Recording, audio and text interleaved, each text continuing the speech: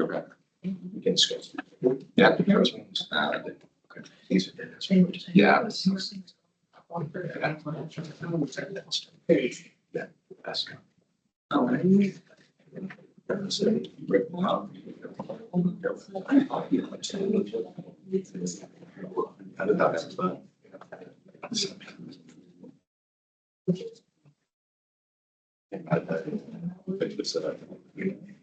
Oh, that's terrible.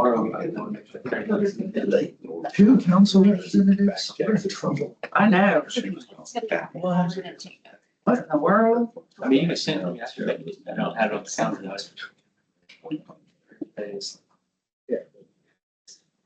There's the monthly progress meeting tomorrow, don't start it, but I've got H2, I've got my office, so I'll only be on. Yeah. I'll be out this. Or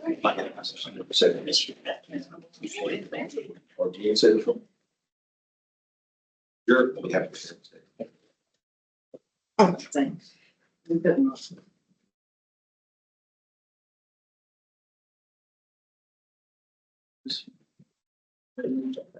you. That's great. Like your spelling, you're probably right where it's going. Oh, Lord. I grew up in Joanne. Up in Correct White. I grew up in Maroon, Tennessee. Hey, I want to talk to you. Are we ready, Scott? Yep.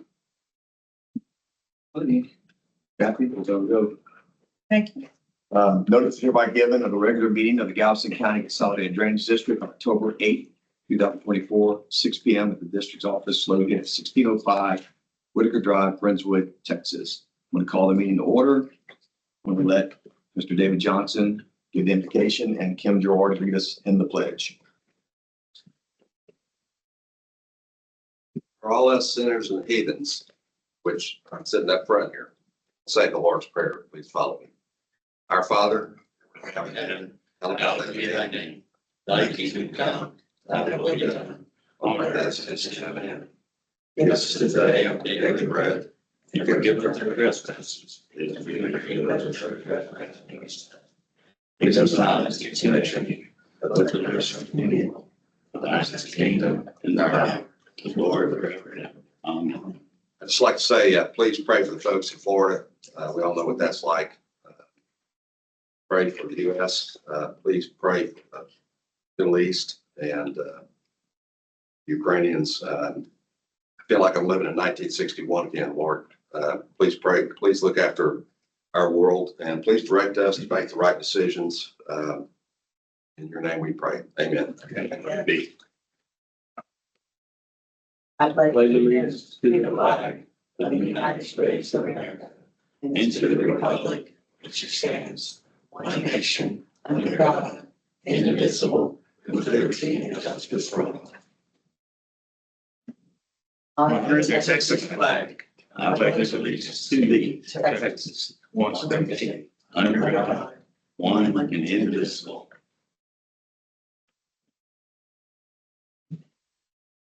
Citizens' comments. We allow 5 minutes. I'll keep the time, or Kathy, keep the time, please, for 5 minutes. When it's up, just please, nicely, 5 minutes is up. Sign-up sheets are in the back. So please, if you have something to say, please sign up. And you'll have a sign-up sheet. Kathy, will you gather those sheets for me? Back. If we have it. Mr. Milstead, Houston, would you go ahead? I know you signed up. Yes, sir. Will you state your address? All right. And, let us know what you got to talk about. All right. Thank you. Appreciate the board. Yes, sir. Thank you. Appreciate the board. Special lecture.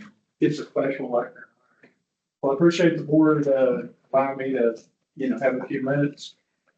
Really nothing specific tonight other than, just wanted to give you some information about what we had talked about roughly over a year ago with the previous board.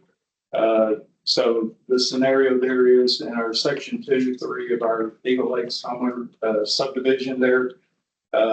We have a section of drainage where, our developer didn't do us any favors. He built a lot of detention ponds, probably for a good reason. Obviously, all that drainage plan was approved, by prior boards many moons ago, back in the early nineties. Unfortunately, we think that, I guess it was in late 22, early 23, don't recall. We did, you guys came through and did some desilting work in that drainage system. It extends all the way back around to, it was South Eagle Creek. South Eagle Creek, yes. And then that runs all the way down to Sugar Creek, and then of course it extends beyond under 518. So in doing that desilting, we think that some of that desilting has, caused those detention ponds to have raised. And I'm quite sure just over time, okay, just water runoff, from the side. So basically what we're looking for, Mr. Joseph had gone out last year, whenever we first started talking about this, and he had got some quotes from DC Contracting, who was a contractor that did all that desilting work for you guys. And so those quotes are basically what they would charge us, because the prior board basically said, we're not going to entertain any kind of, mutual aid, so to speak. So that's what those quotes are. Those quotes are the desilt, that pond that sits in that section 2, section 3 area right there, right where Lakeview Drive is. So I just want to give you the information, give you some time to get familiar with it.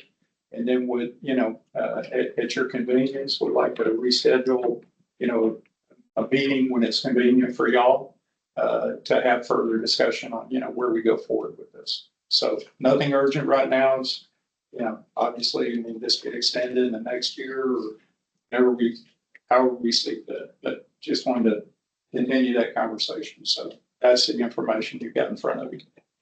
You for following up. Any questions for me or? I moved in there a long time ago. Okay. You were just about 12, I think, when I moved in, but, No. Mitch Mitchell was the guy who, developed that thing. Yes, sir. And, he happened to be a pilot, and I knew him as a pilot. Right. He was a better pilot than he was a developer. Okay. And I would say this in his face, Mitch. Anyway, I think it's part of what happens when a developer doesn't stick around. He's gone. And of course, that was in the early days of our, doing all this stuff. Right. But I understand the situation. One of the things I talked about maybe was just, hey, we'll convey it to you guys. Make it your problem. We don't really maintain retention ponds. I think I'm correct in that. So we try to discourage people from doing that. Right. Unfortunately, you guys have kind of fallen through the crack a little bit. I'm not going to say we're not going to do anything. We certainly want to help you. That's what we're doing here. Right. I'd like to drag him back up here and make him pay for it. And I know this is not nice to say, but like I said, when I got elected, I'm not a politician. I'm a public servant. And, where I grew up, if I screw up, I had to fix it. And so we're kind of the same boat you are. Anyway, I appreciate you coming and talking, and we certainly will look into it. All right. We appreciate it. Thank y'all for the time. Thank you.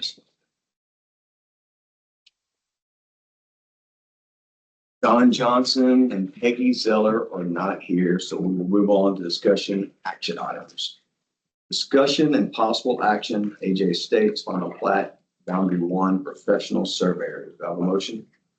Motion. Second. Scott, you want to give the board a synopsis? Sure. So this is a single family, one lot subdivision that is 15 acres, right? This is Wilderness Estates, Wilderness Trail, dead ends right here in that private subdivision. They will actually be accessing down through Windsong here. There's an existing couple of structures here, but their planning is part of the process, and there's a drainage plan that has been submitted as well for this, so providing on-site attention. You have any questions for Joseph? This is single family, sorry for Scotland's. Yes, sir. One lot, one house. Yeah. One lot, one house. What size is the pond? I haven't, I did design it actually. I'm actually the engineer on the pump. I don't have, but it's been in review with WGA for about 5 weeks. They haven't responded yet. So it's been a while, David, since I looked at it, but it's about, This is it's probably about 3 acres. And, so, I'm sorry. no, it's Not okay. being informed of the highest degree of accuracy. Yeah. Sir, I do not know. Sir, I'm not sure. Okay. Apologize. He's returned from a trail ride, so he's asking tough questions. He needs to soften up. Okay, any more tough questions? Not for me. Mr. Gibson, anything? No. All those in favor? Aye. Opposed? Okay, here we go. B, approve or deny the variance request for FM 518 in Chelsea Landing. Developers requesting to use a combined pump and gravity detention facility at the Bristol. WGA Consulting Engineers. I have a motion to discuss. Second. Start off. Scott, can you tell us what's going on? Sure. So this project's gonna be divided jurisdictionally by Pearland, Friendswood, BD4, Galveston County Consolidated Drainage District, and TxDOT. So they've got all the good players involved in if you're on the design side, it's a doozy when you have that many regulatory entities involved. But needless to say, they're looking to use a combination pump gravity system. And they approached me about it. And I said it's something that you have to get approval from the board before you go on with the preliminary design. So as you can see, they have a chain of ponds, right? TxDOT, BD4, City of Pearland, they all those entities allow pump detention. So they're just trying to confirm that GCD would or would not allow them to use that type of system. Can I ask a question? Is it a complex situation where it would be difficult to make things work without the pump detention, or is it just a preference on their part? I think it would be difficult for it not to work without pump detention, but I believe that they can, because they did ask whether or not they should table it and look at it in depth. And I told them my opinion was that if I was a design engineer, I would want to know ahead of time whether or not it was even an option, right? So to that they decided not to remove it from the table. So Who's a developer? I don't know that. WGA committed it for the development, and I believe this is Brett Banfield. Yeah, it's the Bristol. So y'all know where it's at on 518 to the left right there. What's that gas station called? That one they're building up there? like gas do that What's never it got. called? Hill, what you call it? Do stop. Do stop. So right there on the left, going, towards Pearland, across from their other retirement homes. Senior living. Yeah. And the ponds are gonna be in the back by the neighborhood. We don't allow pump detention for neighborhoods for private at all. For public, it's at board discretion. We're not the biggest pump detention fans. Joseph is not at all. He's not here to speak for himself. He's flat on his back. I just texted him, but he is not very keen on pump detention systems in the city. I don't think we've ever approved one, Jim. We haven't. So What's the reason for the request for a pump? Is it just decrease the size of the detention? Yes.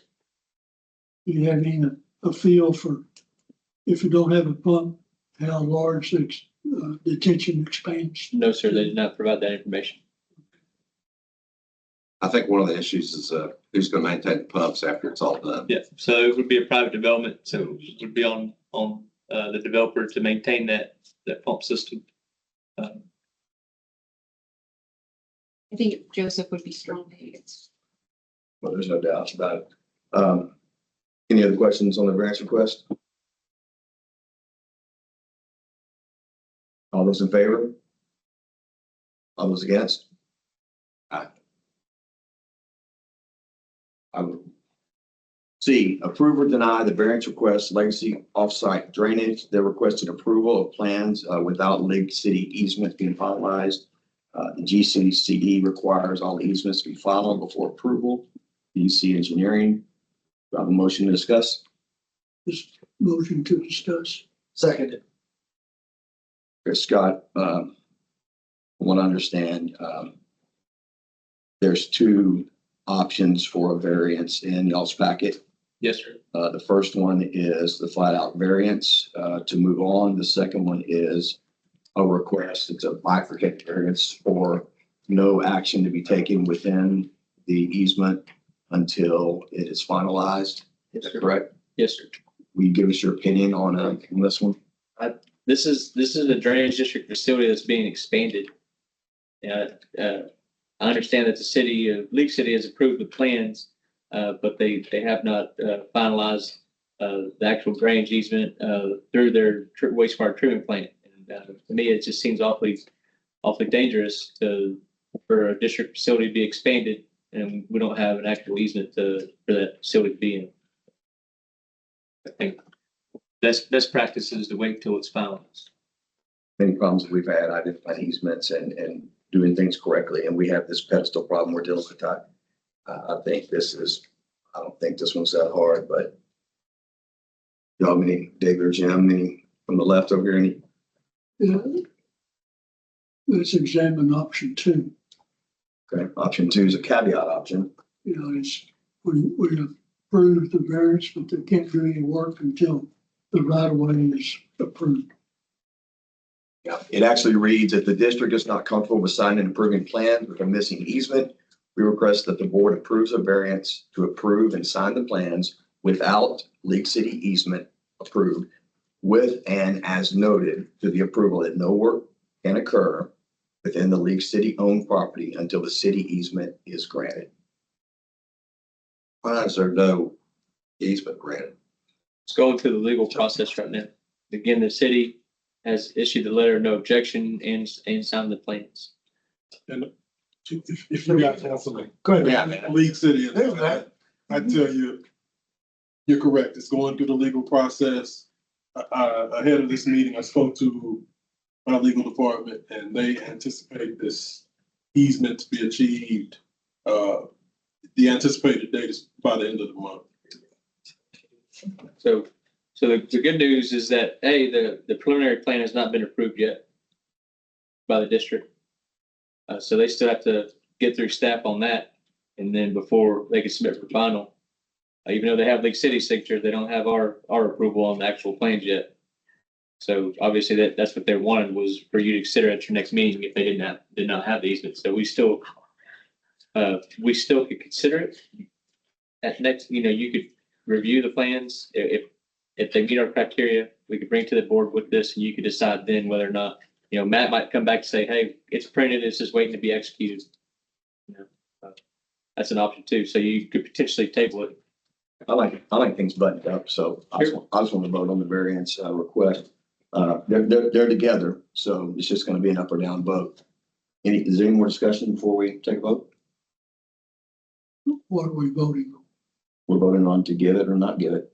All right, so vote to proceed for policy essentially. Option one or option two? We're just going to vote them together.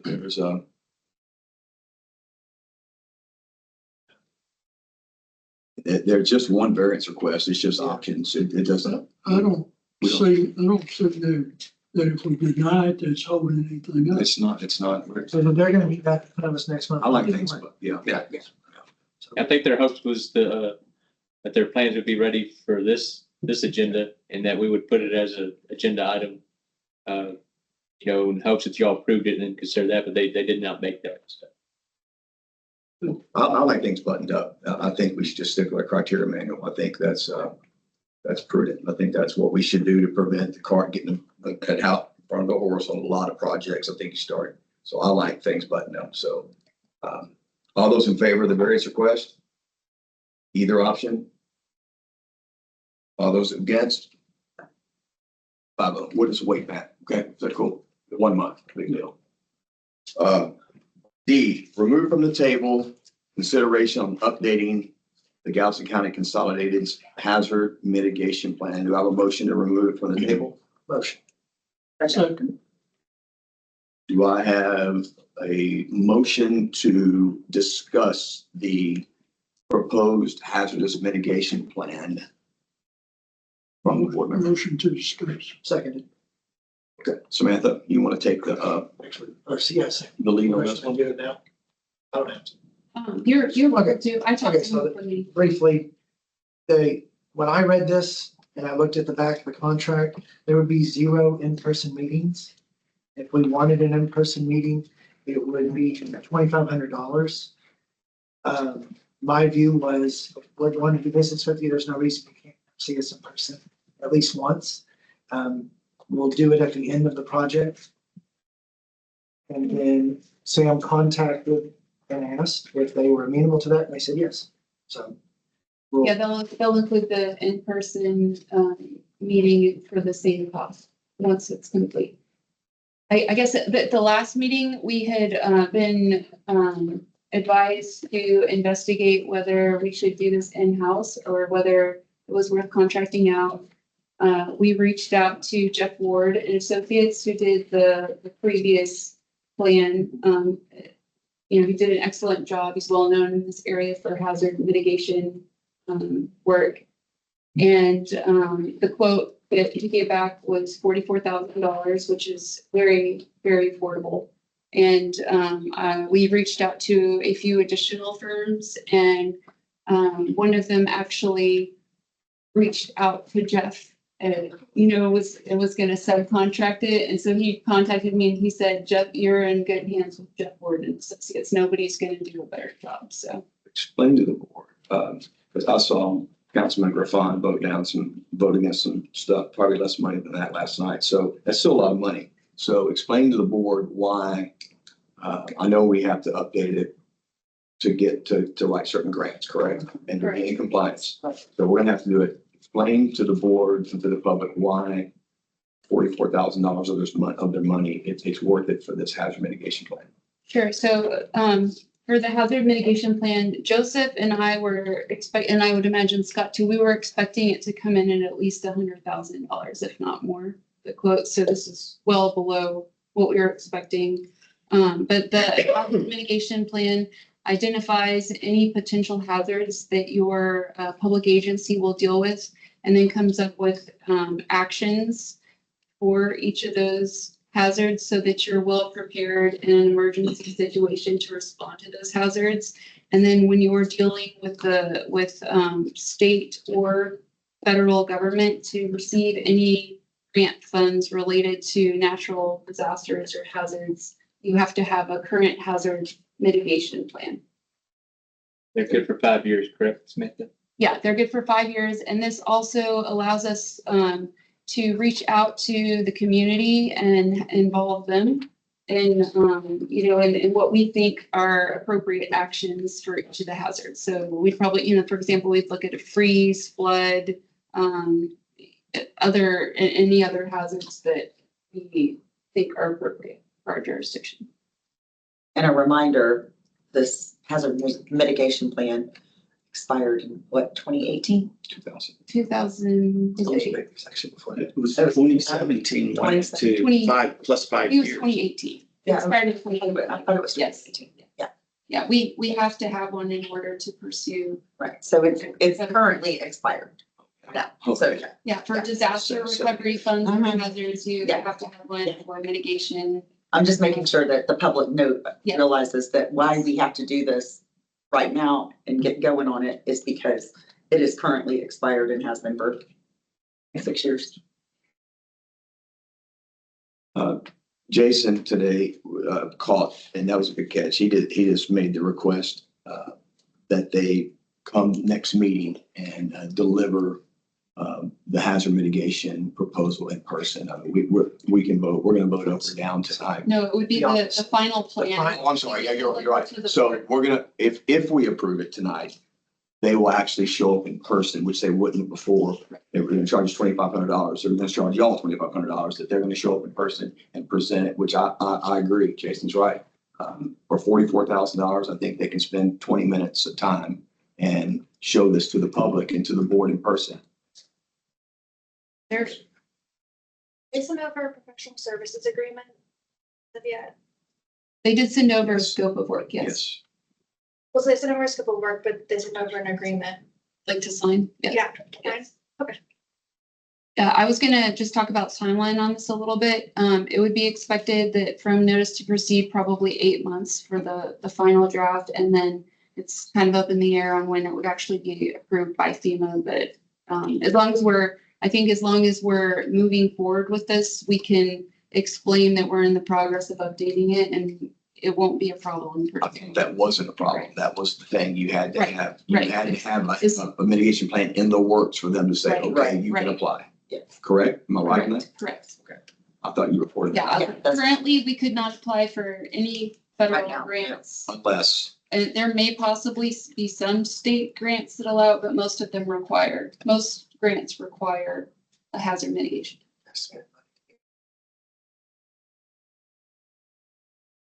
I'm good with Jason said.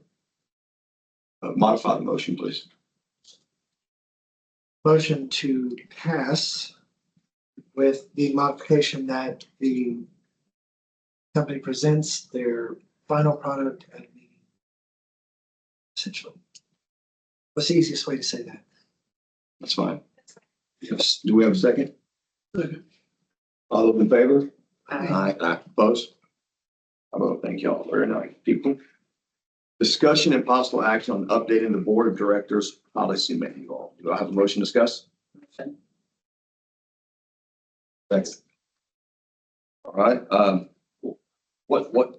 we can discuss this all we want. At the end of discussion, what I would like to do is, and we can make that motion at the end and y'all can discuss it. If y'all aren't, if we're not totally ready, because I know people want to look at this. David's been out of town. Kim probably hasn't looked at it all at once. Is I'd like to look at this manual outside of what y'all want to discuss right now and have everything written back to me 10 days before our next meeting so we can really discuss and implement the changes that we need. If y'all don't want to hurry through this right now. So that's just a suggestion, but go ahead. Anybody else? I'm good with your suggestion. I'm okay with, okay, so my motion is to table it, for everybody to look at it in 10 days from our next meeting, November, what is it, November? 10 days before the next meeting, please get the suggestions back to me and, for changes, and we will have a healthy discussion on that at the next meeting. November 2nd. Okay. It's 10 days. Well, So- November 12th. So that's my motion. Do I have a second? Second. All those in favor? Aye. Aye. Very nice. The consent agenda, approval of the October 8th, 2024 bills. Approval of the September 10th, 2024 minutes. Is there anything anybody wants to pull out of the consent agenda or any minutes? Go ahead. Comment on minutes. Yes, sir. That's under city council liaison report, Brentwood. I'd encourage the staff to see if FEMA would reimburse the district for expenditures caused by borough cleanup. And that wasn't included in the minutes. And that's a good catch, because yeah, she's going to talk about that. That's a good catch. Yeah. Would you correct that, Samantha, in the minutes? Yes, I'm Mr. Good. writing it down. Thank you. I'm gonna get on your phone for a second, but man, I was getting scared for you, Robert. That's it. Anything, Dave? No, sir. Yeah. Yes. All those in favor? Aye. Aye. Right. Operation Managers Report. Joseph's not here. Samantha, are you gonna give your reports in conjunction, or am I gonna wait and get down to you? Just skip Joseph. Report. Okay. So it's been dry, so we've been, GCCDD has been out mowing throughout town. We are still removing down trees along Clear Creek, working towards FM 1959. Our truck, there was an accident, so we had to rent a truck through the company Rush.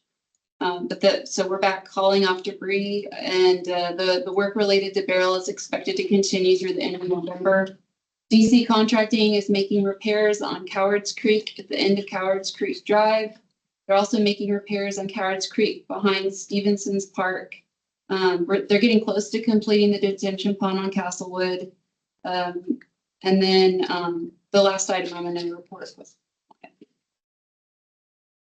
And if y'all would, we'll wait and we can ask questions to Scott. I think Scott can answer during his report any questions y'all have for Joseph. I think he's prepared to answer most of them. Thank you, Samantha, for reading that. Joseph had a total knee today, so he'll be out. He'll be hobbling for a while. I believe he'll be back. Joseph, I think he'll be back sooner than you think, but maybe, but you know, he's in good hands. So, and I talked to him today, so he's doing well.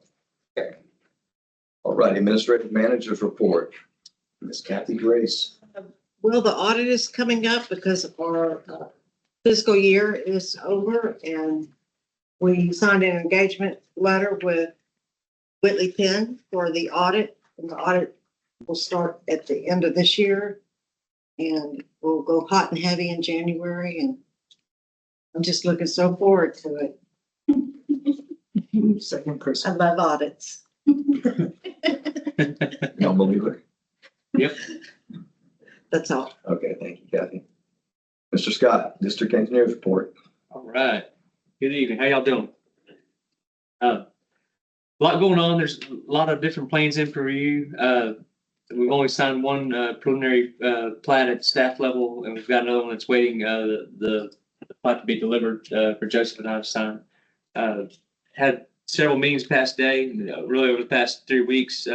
Today, we visited with League City on their development service strategic plan. They're just kind of refining their development process, which I'm sure Matt appreciates.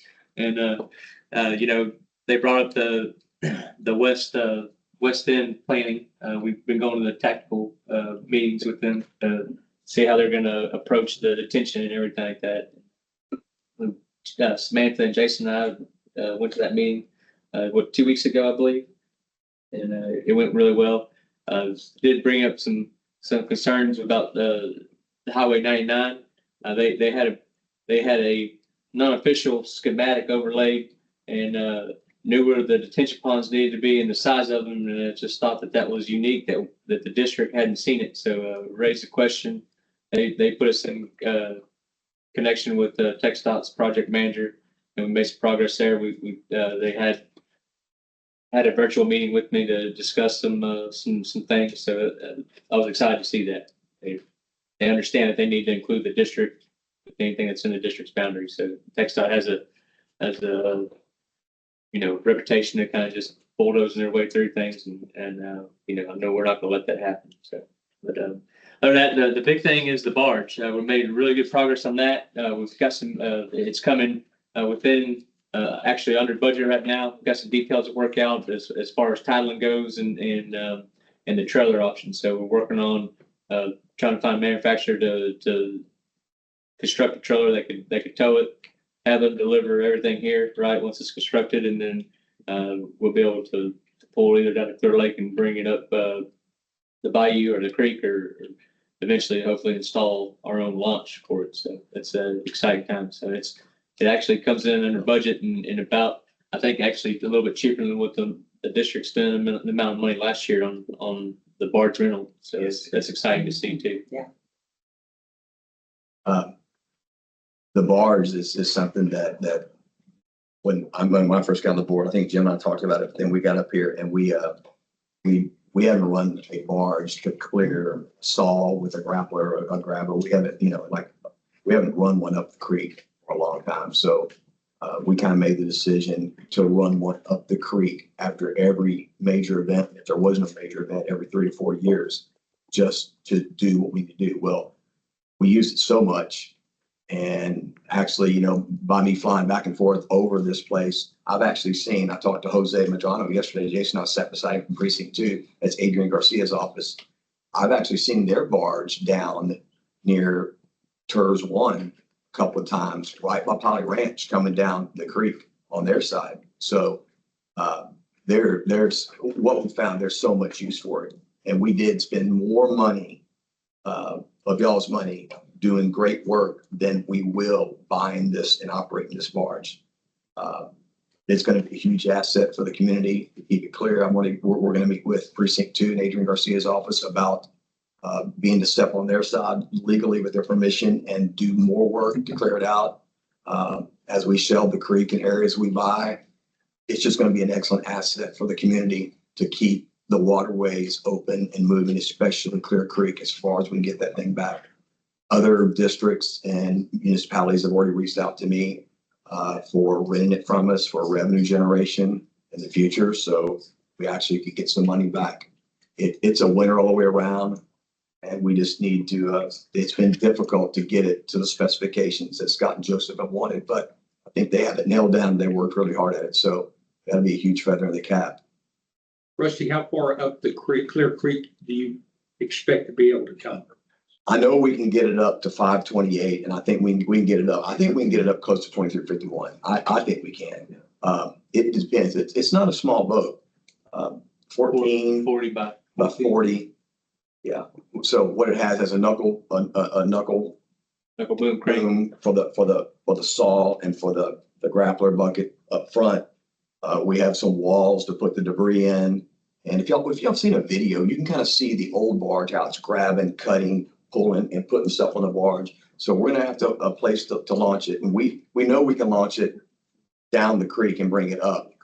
We do own some land, and it's funny, Jim and I just talked about some land. I mean, we have a laydown yard, kind of Brent, near you. I mean, we can actually, I don't think we can get it in there. I think that ramp's too small, the police ramp or what they use back there, but you never know. We could improve that. And Robert, I might get with you and Brent at the city and talk about for the community. That might be a good project for us to have a contract and improve that so we could launch. I think that's a good project for the police, for fire. We have floods. I mean, that might be a good place to launch. It's a pretty dangerous ramp right now. It is. We've been back there a bunch, but I think we can improve that and we can maybe all come together and use that. So this is just an idea, but regardless, we'll get it up the creek and we'll use it, and it'll be a big asset. So I just want to thank Scott for that. That's a big deal. And if you'd go ahead and go over the preliminary plans and plats and stuff, I Sure. appreciate it. I went over the plats, the two plats there that are, there's one that's waiting to be signed. This is Stedman West, Development, League City Parkway, West revised preliminary plat. They, by the time they got our approval, on the preliminary plat, League City, had them change a few things, so they had to resubmit. And then, Sterling Falls Wedding Venue, that's down here off of, by West Viejo. That plat has been reviewed by WGA and been signed and approved by staff. So that plat is also on the city's agenda for approval this week, and we do have a low note for that. So the final plat hopefully will come to the district next month. Any questions for Scott? Thanks. I appreciate it. Scott's been busy lately, real busy. I appreciate it very much. He's been hanging out, been seeing him a lot, good or bad, and together. So. I've been here since 7:30 this morning. Since 7:30 this morning, and tomorrow. Yeah. Okay. Number 10, this is the favorite part. Chief Operating Officer of Financial Procurement Partnership Strategic Planning Report from Samantha Hittertos. Man, that's a big one. Maybe we should add another word. You wanna I know. have So we've been doing a lot of things lately. So Scott, Joseph, and I met with Galveston County engineer a couple weeks ago. They are planning to go out for a bond program, and so we were talking to them about different projects, and we're working on putting together high-level cost estimates and some Google Earth community files for Deepwood and Clearview. They were looking for projects that were going to come in under $3 million. So both of those, we have them further along than other projects. We already have the property. And so I think that fit what they were looking for. So Kathy has been helping me a lot. We registered for a SAM account, which is a system for award management. The federal government requires you to have this registration in order to receive any federal funds. So while working through it, she figured out a way to keep it active for 3 years, so we won't have to mess with it again in the next year. But that's a big pain, but so that's a good step off the list. And then that kind of feeds into the next item. I reached out to the Texas Department of Emergency Management, and Joseph and I met with our disaster recovery representative, Erin, And we had a meeting and put in like a preliminary application. And Kathy and I are going to be meeting with them Thursday to get a better idea of what type of information we're going to need to put together. But fingers crossed, we'll be able to get recovery funds for Barrel.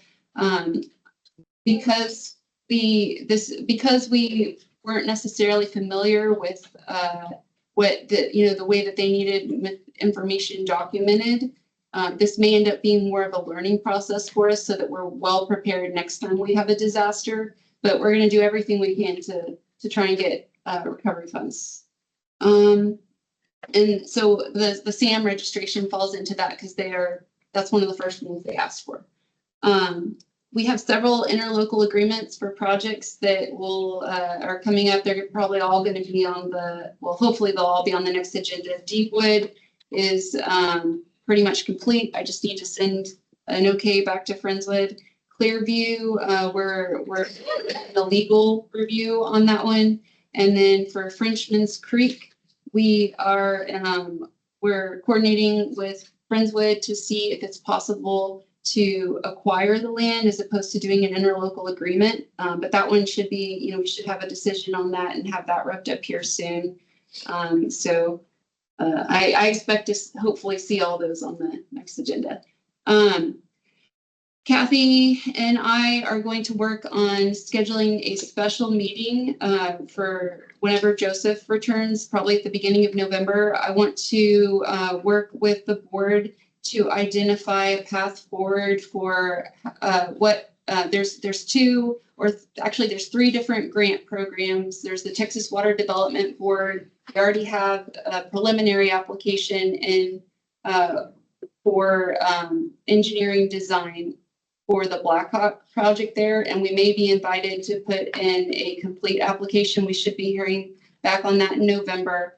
But there's also a hazard grant mitigation program from Barrel with a deadline of March 2025. And then in the November-December timeframe, there's another hazard grant mitigation program. It's the Federal Mitigation Assistance Fund. So there's three different programs. I think we have a good chance of receiving funds from all of those, but we really need to have a plan of what we're going to do, how much we can afford as our local match. And so that's what that meeting will be for. And couldn't we get some refunds for what we've already spent on Barrel? Well, that's separate. That's the disaster recovery. Oh. Yeah, these other three are all towards, future projects. Okay. Yeah, through Barrel, the disaster recovery, it would be for debris. I think that there could be potential, since we just recently ran the dredge along the creek, considering that was damaged, because we're already going to have to go back and not dredge, but remove debris from the barge. But yeah, that's separate. So there's potentially 4 different funding avenues there. Friendswood recently kicked off a meeting for their master drainage plan that I attended. So we're really, and Scott, so we're excited about coordinating with them on that effort. There'll be a model that really pulls together all the different, there's several different models, but it's going to update everything, capture the area well, bring in all of our projects. And then more importantly for us, they're going to help us to identify what our easements should be along Clear Creek and the trails, just the Clear Creek portion. So we're really thankful that they're working to help us with that. So we have a lot of continued coordination going on.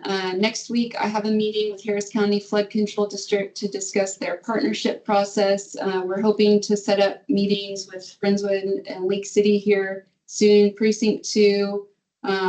We need to work, once Joseph gets back, to set up a follow-up meeting with USACE to discuss projects that fit some of their smaller programs. And then I don't want to go into details because it's really exciting, and I'm sure Rusty's and David are gonna talk about this. Don't But steal my stuff. I Yeah. got one page. So yeah, through Texas A&M, we have some really great things going, and I think it will tie into the the coastal spine project and our coordination with the Gulf Coast Protection District. So I'm really, really excited about some of the things that are coming. And I just wanted to thank the board. I really appreciate the open-mindedness you have and that you're willing to listen to Kathy and Scott and I. I think that you understand the importance of developing relationships and how important that is to getting flood control projects done. I mean, they've been studying Clear Creek since the 1950s, and with some of the things we have going on that, you know, let's just going to talk about, I feel like we really might have an avenue to start making a difference in getting things done. And then lastly, I really appreciate the transparency, and Kathy and I are going to be working to put together a newsletter that will be quarterly, hopefully starting in the new year. And that way we can share everything from O&M, you know, operation and maintenance information, and how much cubic yards of material we're removing from the channel, to projects that we're working on, and show where the tax dollars are going. That is all I have. Very good. Amazing. Thank you. So I have that Brent Aaronworth had a good idea today that I'm going to take in. I'll want to share with you about newsletter stuff. So thank you, Brent. He wouldn't ride with me today to Lamar, and he had an idea for me, so I gave him a pass. So thank you, Brent, for that one. Hey, Samantha, I'm super proud. I mean, there's not a big crowd here, but the modernization of the district and the professionalism that's been going on, and the board gets credit for that. But Samantha has this, and we feel like we're drinking from a fire hose. The amount of relationships that we are attempting to make, and I'm not going to say that we're doing the best job ever, but we're trying hard. We're trying very hard. I have Scott and Joseph working very, very hard, and Samantha, and she did call me the other night, really excited about the getting money back on us running the barge, Jim, and the barrel debris and cleanup. She was super excited. She left me like a minute voicemail, which she doesn't leave me voicemails very often. So, and she was really excited. I think it was even later in the afternoon, which was incredible. But having a grant writer is something that we've really never had. Joseph was trying to do like 15 things, and Joseph, I love him, but he's not a grant writer. Samantha's worked for the Corps. She's worked for the city. Hill loves her. Hill told me last night, man, I'm so glad she's over there. It couldn't have worked out better. Really, it couldn't have worked out better for us to have a grant writer, because the grant writers reach out and get money that we would otherwise have to get from y'all to do projects. And we could share the burden of the projects. We have all the revenue coming in from the League City. I want y'all to understand that for the new housing development over there, that y'all's piggy bank that y'all invested in for 23 years, you're going to get a return on your investment, which is going to help the Clear Creek side that y'all have supported to give you some relief. She's going to reach out for grant money to get big projects done that will give us even more relief with projects we would have never been involved in without having a grant writer. You're not even involved, because one thing the Corps told us when we were out down there the other day, one of our meetings, is if you don't ask as a stakeholder, we're not going to bring them to you. You have to reach. So I feel like, and I'm not saying anything, but I feel like the district's been wearing a straitjacket for a decade or so, and we've grown all these arms, and we're actually reaching for the money now, and we're writing the appropriate grants, and we're going to get better at it, right, Samantha? We're going to get better and more sophisticated at it to get our share for the people of Friendswood. And I don't know who has a better story to tell for flooding for grant relief money than the city of Friendswood. I think we have a pretty good one. So I'm really excited to have her, and Hill knows the genesis of getting her hired. So I think it's a good deal, and that's really all I have to say. So City of Friendswood reports, City Council liaison report. Good evening, Chair, Board, staff, citizens all. We did have a meeting last evening, and there really wasn't a whole lot. Actually, there was nothing that came up with Galveston County flooding in our meeting. The meeting did address the service assessment plan for TERS 1, and it passed. They're going to be able to figure out now how to get the infrastructure going along with development going to get the money flowing. So that's moving forward. I want to applaud the staff on the barge, because as a taxpayer, that cost saving is really awesome. And, just applaud you all on getting that done. And, other than that, I don't really have anything else. I want to thank Robert and Brent's here for coming out. Robert's always been a big one of drainage. We appreciate it. We look forward to buttoning up some Yeah, stuff with these interlocals. Jim has asked, and we would appreciate it, Robert, if you would look into that this week for our next meeting, and let's see if we can, for Deepwood, for Clearview and for Frenchman's Creek, if we can kind of move those along. And I did want to ask a question on Frenchman Creek. What would be the reason for wanting to acquire the land and go that route versus Friendswood and just speed maybe, because y'all can move faster than the city of Friendswood can? Why would you want to acquire the property? Yeah, I was gonna say Cage. So from what I understand, there's continuing maintenance, indefinite continuing maintenance on the district's part. Yeah. And so for ease. Oh, cleanup? Yeah. See, So it would clean up the legality of it all, whose responsibility, so clean up and for example, 15 years from now, if there's a question about it, it would be cleaner for the district. Who knows where? Especially since there's a question about, I don't know what you want me to share about this, a question about what exactly is being installed in the improvements and whether that includes, like as Samantha and I were talking about, types of native plants and thirsty landscaping that would require some more maintenance than it would just be if it were to attention. I think that's a great answer because it leads into what, see, I got a smart attorney. She led perfectly into what I'm gonna talk about. So is that good enough for now? yeah, that's great. When you ask a question here, you get an answer. Thanks, Robert. I appreciate it. Thanks for being around. City engineer report. Well, I'm just gonna start with a shameless plug for somebody that you've been talking about here tonight, Jeff Ward. He's been batting 1,000 for us. Heather and I visited with him last week and found out he helped us get another grant. And I think that this is gonna be exciting news to Joseph when he hears about it. Back in it was last year, right? 23, we submitted a grant application for the Brigadoon neighborhood. If you aren't familiar with that area, there's a pipeline that crosses in a ditch behind that neighborhood. And it does flood that neighborhood off of Brigadoon. It does flood. They've got issues.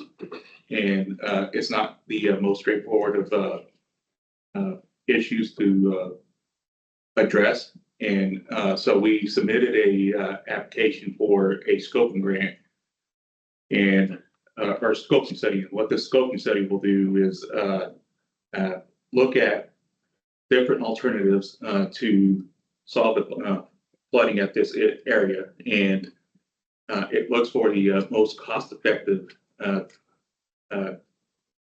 method of addressing the issue, which when you're dealing with the federal government, you want to have a BCA ratio, benefit cost ratio of 1.0 or greater. So we're getting that grant to go in conjunction with another grant that Jeff helped us out with on the Harris County side of Friendswood, around the Whitcomb property and the Blackhawk property. We'll be doing a scoping grant there also. So just want to share that with you.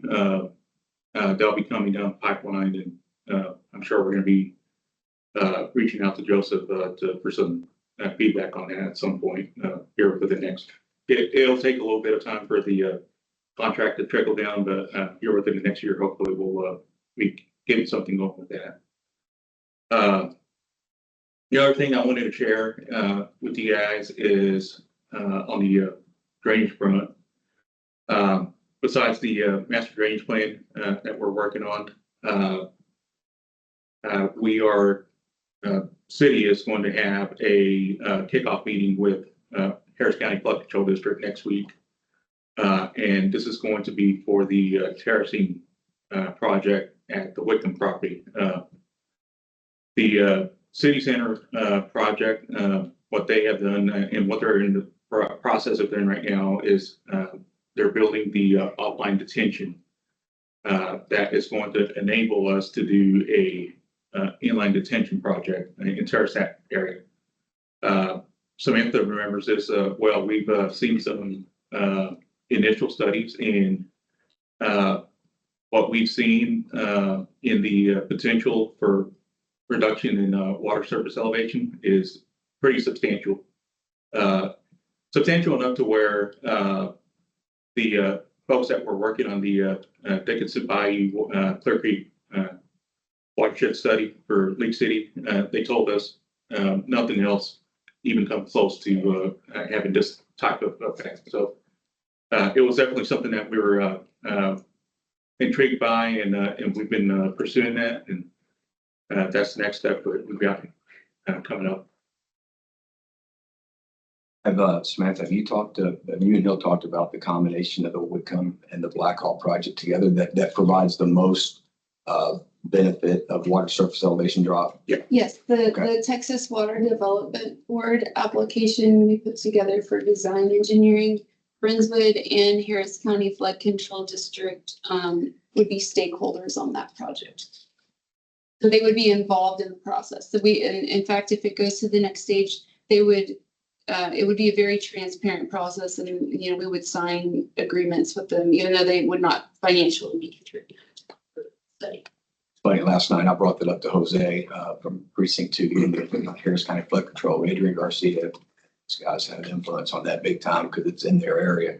So We've talked about yeah, that. we'll talk. So Blackhawk is on the Harris County side down the creek from Whitcomb, and there's a project down there that in conjunction would show the most benefit on the creek for water surface elevation drop and some good results. So Samantha and Hill are working on that in conjunction, of course, with Harris County, because both those projects are on, unfortunately, they're on the other side of the creek from us. However, we had the Precinct 2 liaison sandwich between Jason and I last night at City Council, and we were ping-ponging his eardrums about, I mean, let's get real, people. We're on the other side of the creek.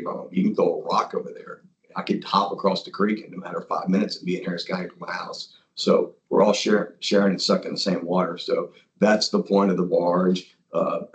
We had a big roundtable here with Harris County a while back. We had 15 people in here. I think there's a picture of it online. And we're, the Corps, we're moving along. Everybody knows our plight and what we're trying to accomplish up here. So, and it's good stuff. So thanks for doing that, but keep it up, because we want to make sure that Hill, Heather, and Samantha keep ringing their ears on that, because that's an important for both sides of the creek. Get that done. Can I ask a quick question? Yes, sir. Hill, Heather, all that fill that's going on the TERS one over there, where's that coming from? Y'all know where that's coming from? What's being filled up, right? That's all coming out of the detention pond that they're digging in the back of the property. Okay. Yeah, there's many mounds. Yeah. That's pretty good fill. It's pretty good fill. Makes really good select fill. It's not a very, engineering wise, it's not an expansive soil. So, I know there's been some people that have been asking them for some fill, and they've been helping oblige to that. So What are they gonna do with all that fill? The first thing that they're going to do is they've got a set of pads that they want to build along the FM 528, and this is going to be the first really big portion of what you're going to see at the city center area. It'll be the commercial development along 528, and they're actually working on the plans for that right now. So that's the first place that they'll go with that. And then I think that there's going to be some excess sold also, and I haven't quite heard a plan from them on what they're going to do on that. I think people are nervous about all that fill, and Yeah. the thing is, I know there's plans. It's not in our area, but property Charles area and Hill, of course it's yours, but they're worried about that elevation and that, because everything that, it's accounted for supposedly in the inline and in the pond, but I specifically asked that question last night to make sure that that was dealt with. so I will say that I'm going to give cover to because he did. Robert Griffon specifically asked that question because I know he's thinking what I'm thinking right now. Yeah. We're thinking, hey, and Jose Madrano got it last night is, hey, people are really concerned about that being to the T, what Robert said, because don't need to have a big event, have a bunch of blowback in the Potty Ranch. I really don't want it myself, and downstream and be saying, hey, it's not doing what it should be doing. Our calculations right, Scott. Now I know it's not your deal, but are they right? What's going on? So if you would please look after that and make sure that everything's on the up and up with over there, because it's not, of course, it's not our gig. I wish it was. I wish I could send Joseph Scott over there, but it's not. It's not our deal. So. Definitely, and I will add that I live in the area myself also, so Right. I know you do. I'm especially making sure it's working. Okay. I appreciate it. Thank you. Any questions for? Okay, City of League City, Mr. Matt. How y'all doing this evening? Just an update on some of the League City development on the west side of town. Westland Ranch, the extension of Muldoon Parkway, which is that east-west collector, it's essentially complete. It's going through some paperwork to get that accepted by the city. And adjacent to that extension of roadway, they've got some residential sections that are getting fairly close, utilities installed, trying to get some paving completed. But section 8 and 9 is adjacent to Muldoon. That's getting close. And then also on the southern half of the development, Magnolia Bayou is eventually going to connect to 517. It's all paved. All utilities have been installed except for the connection to 517, and that work within TxDOT right away. So they're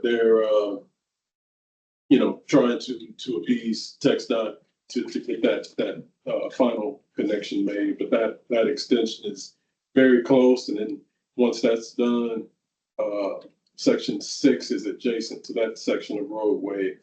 They'll be looking to quickly get that accepted as well. Utilities are installed, paving is they've got a great deal of paving completed. So those projects are getting close. Also section 10 is that's back on the northern half of the development, but that's underway as well. So lots of movement in Westland Ranch. And then I'd like to keep you guys apprised of the legacy development. Of course, you guys have seen the extensions of League City Parkway. We have, as far as being in construction, they've started digging their ponds. Luckily, they've seen some good duration of dry weather, so they've made some headway there. But still working on that effort. And then we've approved plans for Legacy Drive, West Boulevard, and sections 1 and 2. I would tell you sections 3 and 4 are getting approaching plan approval stage. But as we approve plans, we're holding them to a strict sequence of projects. Of course, the drainage has to be in place first. That's why you see the ponds going first. And then that's why you see them kind of pushing you guys along or hoping to move along quickly on that offsite drainage, because we've indicated to them that drainage needs to be in place before we get to the roadways. And then the roadways need to be in place before we get to the section. So they're well aware of the required sequence. But in working with the developer, we're not holding back with approval plans. We'll approve plans as quickly as they can get through our review process. I'll just be monitoring when I allow them to get started and watching that sequence of projects. But I believe that's all I got for you guys, unless you got questions for me. Questions?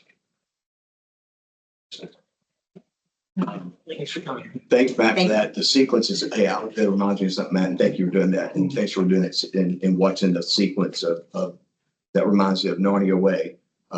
Hill, I wanted to bring to your attention, Scott noticed maybe some things, maybe a little out of sequence over there as far as drainage, referring to the drainage and the pond back there. And maybe if you just take a look, and if Scott can maybe tell you after the meeting, just take a look and make sure that we're keeping things in order out there. As far as setting those boxes and what's going on, because we went out there to look at something that's coming up maybe in the future, and I want you to just share with Hill after the meeting some of your concerns. We'll get together after the meeting. I appreciate it. Thanks, Matt, and thanks for keeping things in order and sequence. And if they're not, I'm counting on you to. I know you'll tell me, you'll call me, but I'm counting on it. We keep an eye on that stuff. Yes. It'll be good. Okay, thanks. All righty, Board of Directors report. Mr. Gibson. Scott Norman. Yes. Bring up, while he's doing that, I really encourage the city and our staff to reach agreement on these interlocal agreements. In Clearview, Lakewood, and Frenchman's Creek. And at the same time, Scott, you proposed for us to approve a design cost on, I believe it was Lakewood. He put in Clearview, I think. Yeah. If we could have that at the same meeting next month, then maybe we'll get approval, interlocal agreement and approve expenditure for the design all at the same time and get rolling on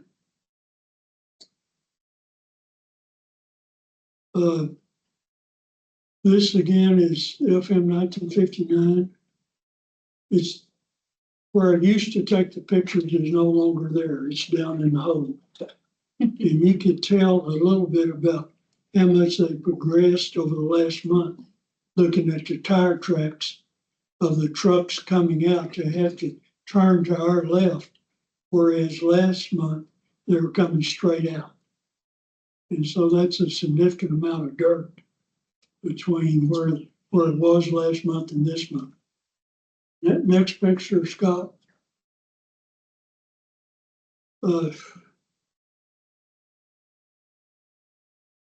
It's hard to give an ideal of where you are. I need a chart back. But you can see the houses in the background. And off to the left, that's how far we're going, is where those houses are. We'll just leave it that way. And Scott, I believe we had a drone picture. Hot off the press, it came in the day before And yesterday. about my estimate on completion is about 50% complete. And they need to finish by the end of the year. A500. So they're doing about 4% a month, a week. They need to increase that to 5%.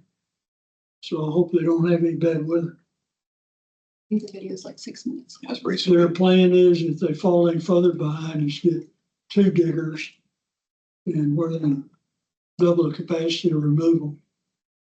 It's quite an operation. Great job there. Yeah, that's good. Do you have an estimate of like loads per day? Jim, I don't know if you heard, do you have an estimate on their loads per day? How many they're running? 17, last month it was 16 per hour per day. I think it was like No, per hour. It's 17 per hour now. And I don't know how long their day is.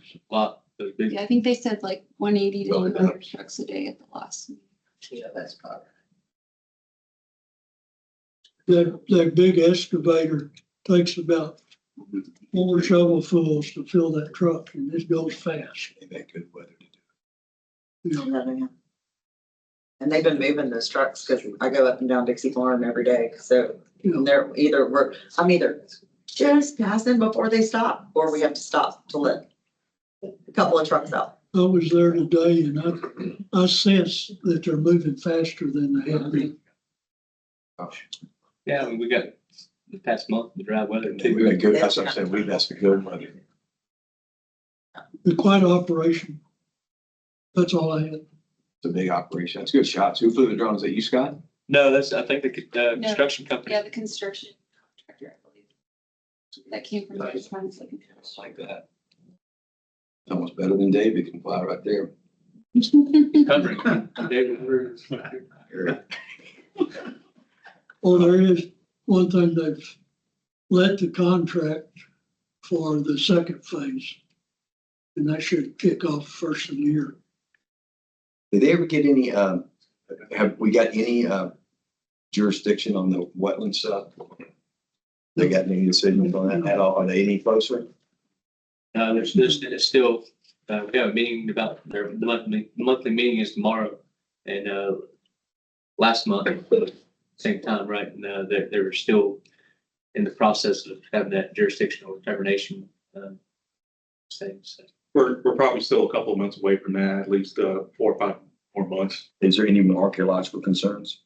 Anyone? Any archaeological? None? No more. So just wetlands now? Well, There's a site.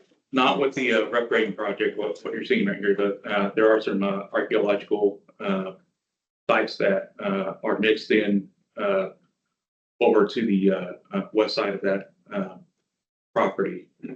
But no new ones have been No, found. no new ones have been found, so. That's my question. Okay. Hill, did they accept your ideal of pump system? So, what Jim is referencing is I went to the flood control district.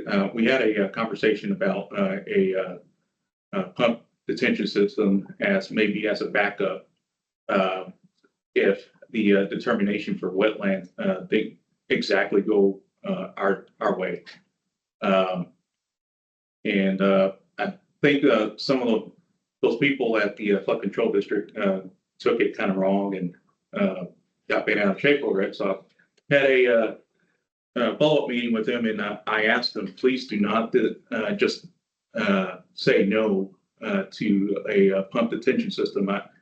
And I let them know I understand that's not the most optimal solution. You want to go with a gravity system, but I've reiterated to them, there's a lot of money in this project right here, and we don't want to see it all go to waste. And just because there's a certain tract of land that we can't dig in, and we want to get as much volume out of this area as we can possibly get.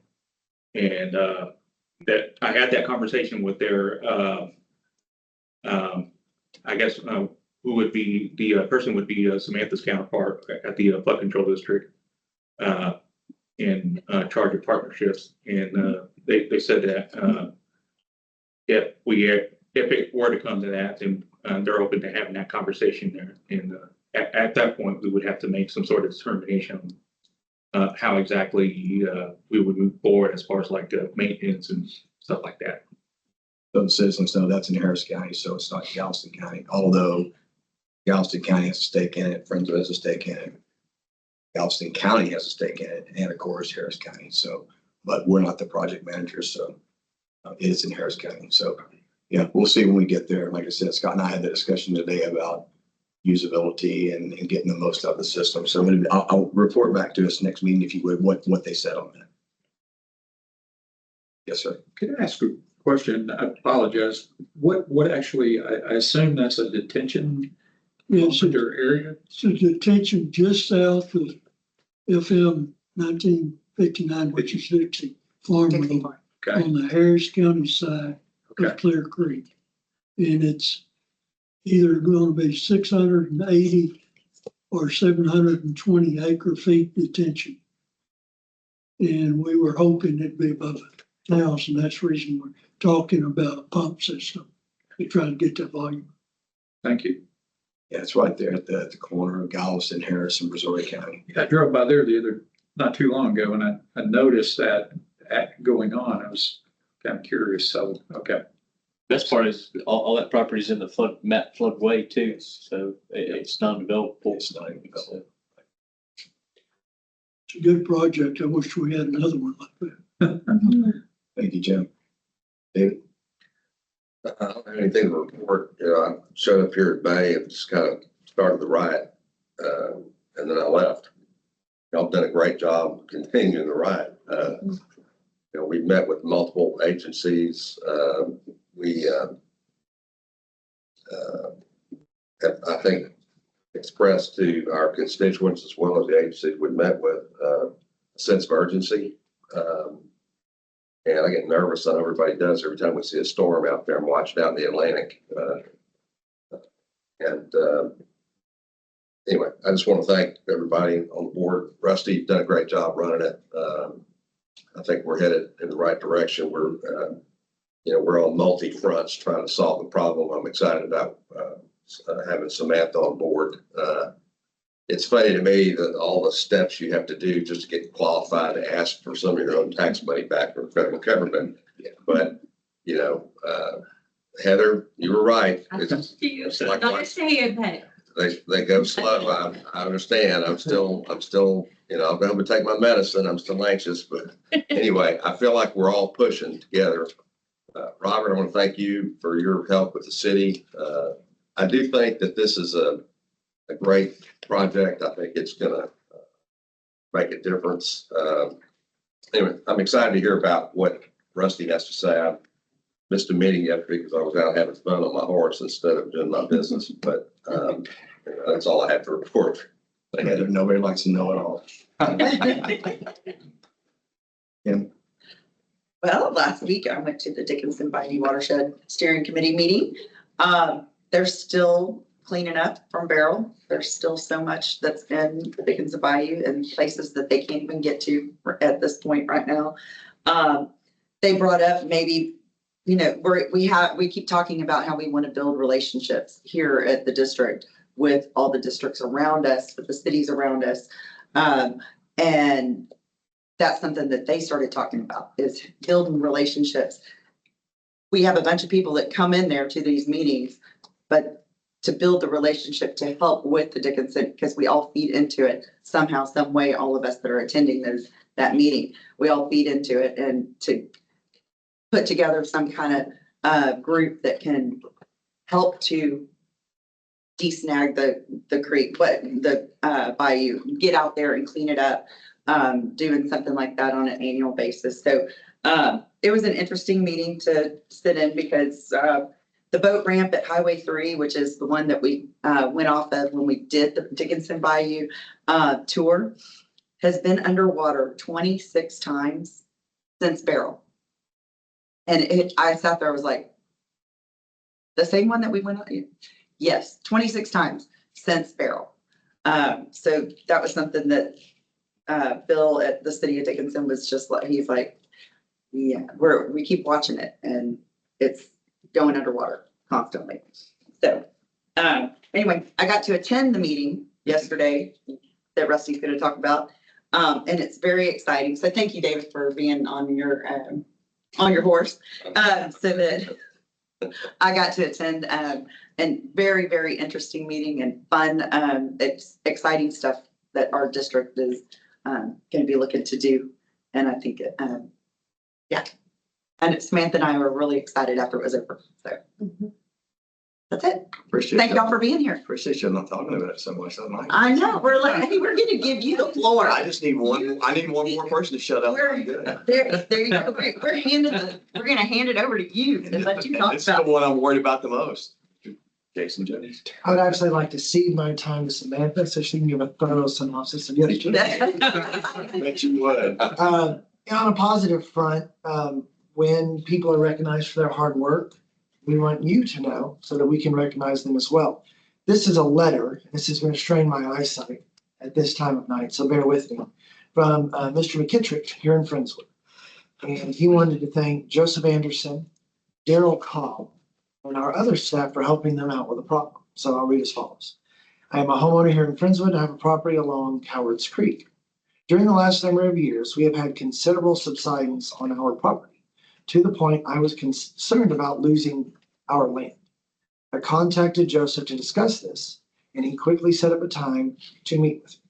He told me that he would be able to begin work on our property within a few weeks. I was surprised how quickly the work began. It started in less than a week. The work they did was extensive, including removing and replacing the existing bank, reconfiguring drainage lines, and implementing a swell. Daryl's team were complete professionals. They arrived early, always began work on time, and worked hard throughout the day. They were extremely respectful and thoughtful. I was highly impressed. In this age when it is easy to be critical of our government for its waste and slowness to respond, I cannot say strongly enough how much I appreciate Joseph and his entire team for the excellent work that they did. They were responsive, thoughtful, did quality work, and appreciated me as a client. They are exemplary and should be celebrated for the way that they work and represent the district. We only have many, many more like them, respectfully. So that's neat. We know the hard work that Joseph does. We know the hard work the staff does, but when a citizen recognizes it, that's excellent. The bit of my time that's left, I've always said this, most of life occurs when you show up. If you don't, there's no chance.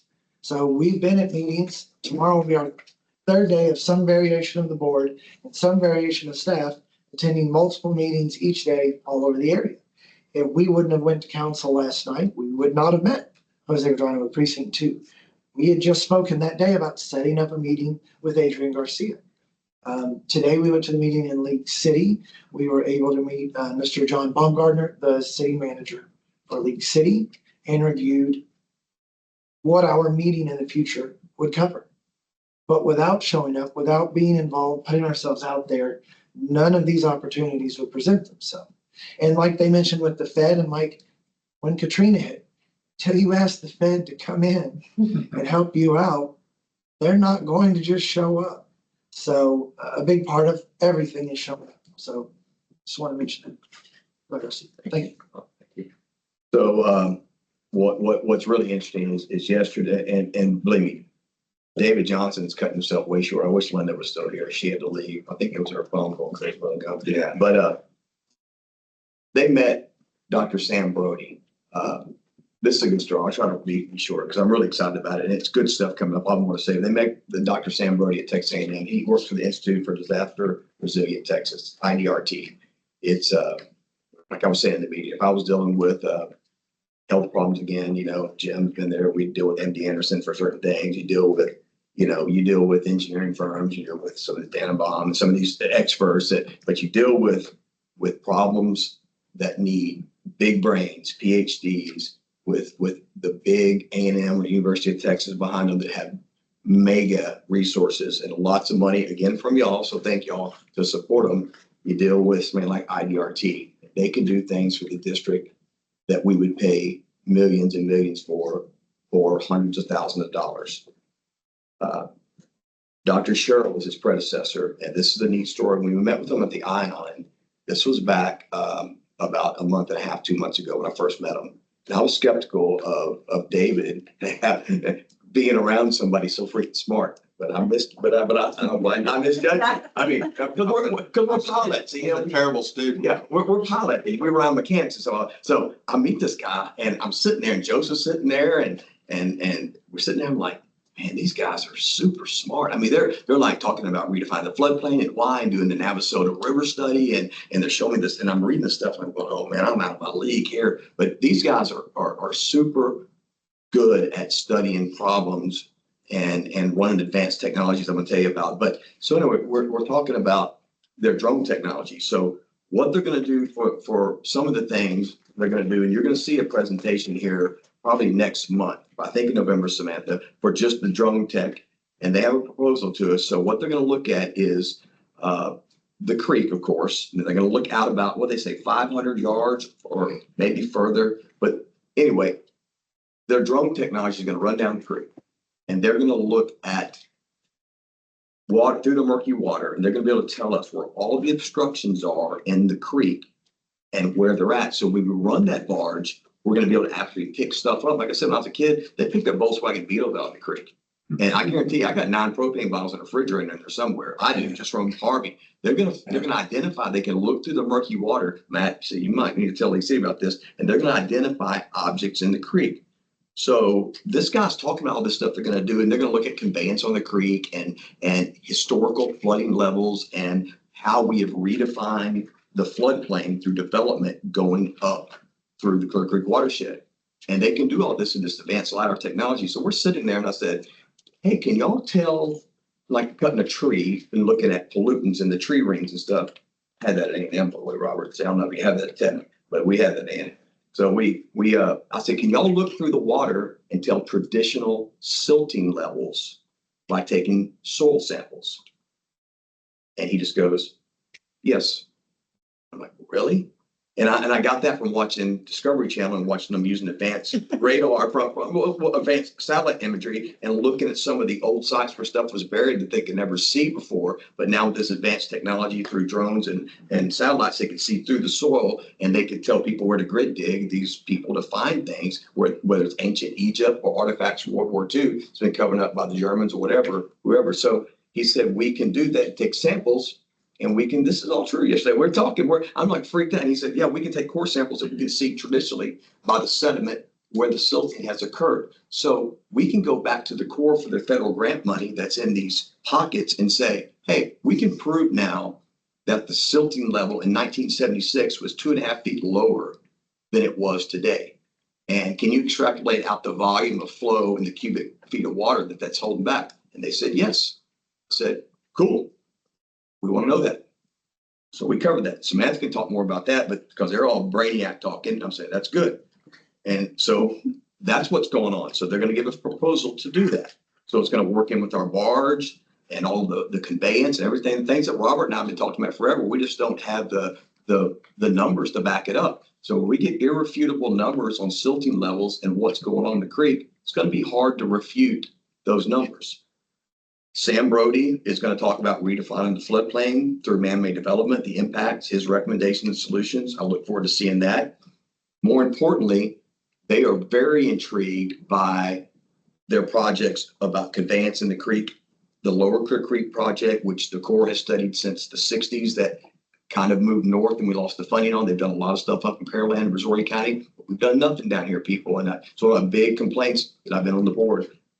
Sam wants to look at his team as at the gates at 146 and the gates there to control tidal influence and storm surge, along with conveyance on the creek with lowering the water level of Clear Lake. That's been something that David Johnson's been on and had a lot of vision on. Again, I don't know how he just flies from, I don't know how he does it, but he had good vision on this. And Sam Brody was completely intrigued by that. So they're going to get us a proposal. And Robert, I want you to be involved with that. They're going to bring us a proposal to show us the potential of that project. That's something that the Corps was interested in, but So the Corps has not looked at inland flooding. The Coastal Spine project is only approved for surge. But if this study shows that there's a benefit, to operating the pumps and gates as a combined project, I think that's something we can take to the Gulf Coast Protection District and the Corps and partner and really lead that effort. And Dr. Brody said that they're planning on looking at the gates, the main gates. So this might fit in well with their current plans. And Scott was even excited about this. Say why, Scott? Because you said because what is the parameter that you gave them again? We asked them to give us a proposal to model the gate at, lock it in at low tide and then rerun the 100-year, 500-year flood. That's right. Flood study and see what it does, see how it impacts it, right? So just that, reduce create more volume in the system, bay water and storage to hopefully bring the flood elevation down.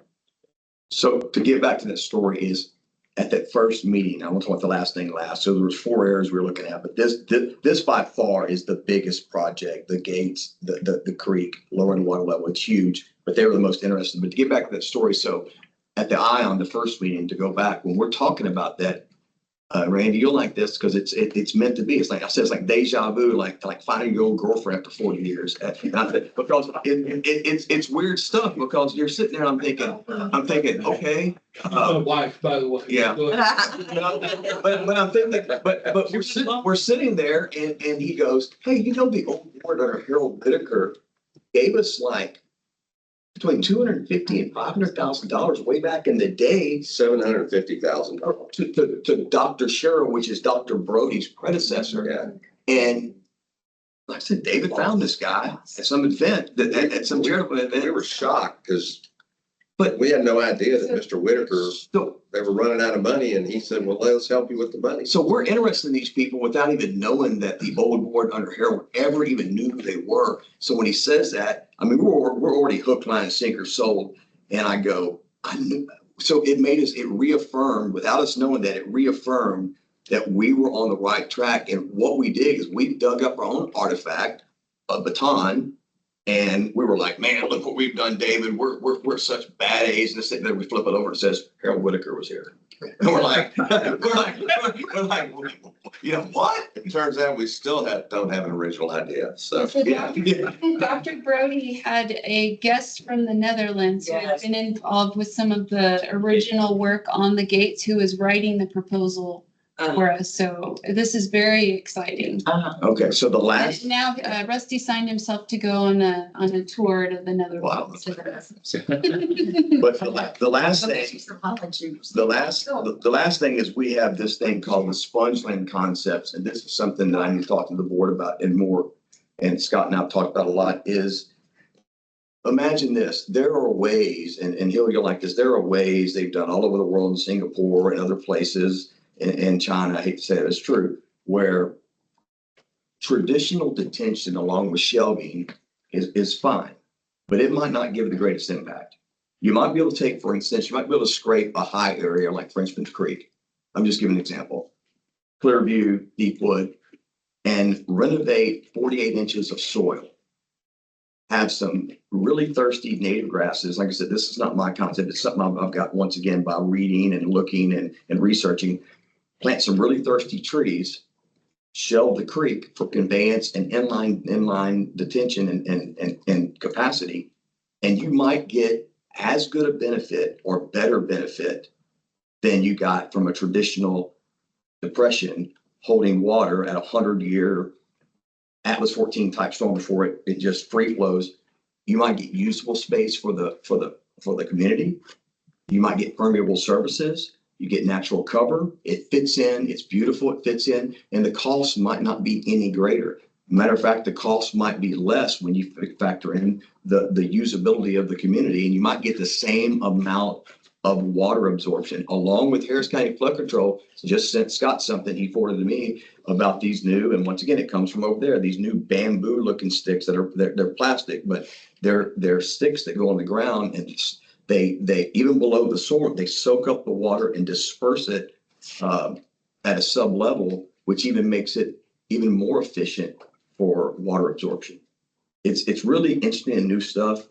IDRT, once again, they were on this. And it's funny when I mentioned, and I just said the word Singapore, Sebastian, the guy from Holland, and Andrew, their lead hydrologist and hydraulic engineer. That guy was super smart. I couldn't hardly talk to him. He was like, that's right. Yeah, you're way. He was like, you're way behind, buddy. But he was like, yeah, you're right. So they were interested in that. So that's another thing we're going to explore, just for the reason of it's more useful application of the land that we have. It's more functional, and it's not just a hole in the ground. So there's 4 areas they're going to study. It's super interesting. And they talk Samantha and Scott's language, Hill, your language, and Heather. So I'm very interested to see their proposals and what they're going to do for us. So that's my report on the, I love this stuff. I just think it's fascinating. And along with Jim being watching, I mean, that's what I'm saying. The board's good. You got Jim watching the 59 project, was super important. You got David somehow making these connections all over the world of these people. I don't know how he finds them. You got Kim, who's super practical and making sure that everybody's represented, knows what's going on. And Dickinson's good. Jason is constantly reminding me of things I'm forgetting and procedures and getting me to reach out to these other entities, which we are doing. So I feel like I'm drinking from a fire hose, but with that said, I want y'all to know that I promise you, we will have the district's creeks, waterways, tributaries, and ditches running like a top. They will be mowed, they will be cleaned, they will function as well as they possibly can. And when we find areas to improve and spend your money wisely, we will seize the day, but we won't just burn diesel and dig holes for nothing. We're going to save, keep our powder dry and make it count, but we will run this district like a top until we find those opportunities. So again, thank y'all. And I really enjoy serving with these people on the board. You know what was fun about that meeting yesterday? Was the excitement that each one of those guys brought to the table. Dick with the drones, Andrew, his excitement, and then Boss's excitement. I mean, like he was fired up about the dam. And I mean, you know, it was just cool to watch their excitement about what they actually do and what they can offer us. So that was really neat. So you'll meet Nick. They're all PhDs. You'll meet Nick, hopefully in November for just the drone tech, Possibly December. possibly December. Yeah. I was like, I didn't know I wrote that. That's all I have. Thank y'all for coming. Executive session, the board of directors will convene into a closed meeting pursuant to Texas Government Code pursuant 551.074 personnel matters. Thank y'all. Thank you all. Ready, all? Thank you for coming. Yep, it seems. Uh-oh. Ruh-roh. I'm seeing the mountains. No, I was gonna tell you. So, go back to road. Guys. Bye, Robert. Thank you.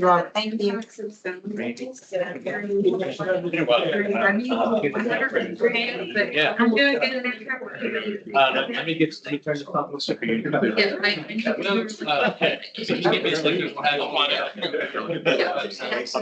was, I think it's the one that when I got here, he got. If it's a.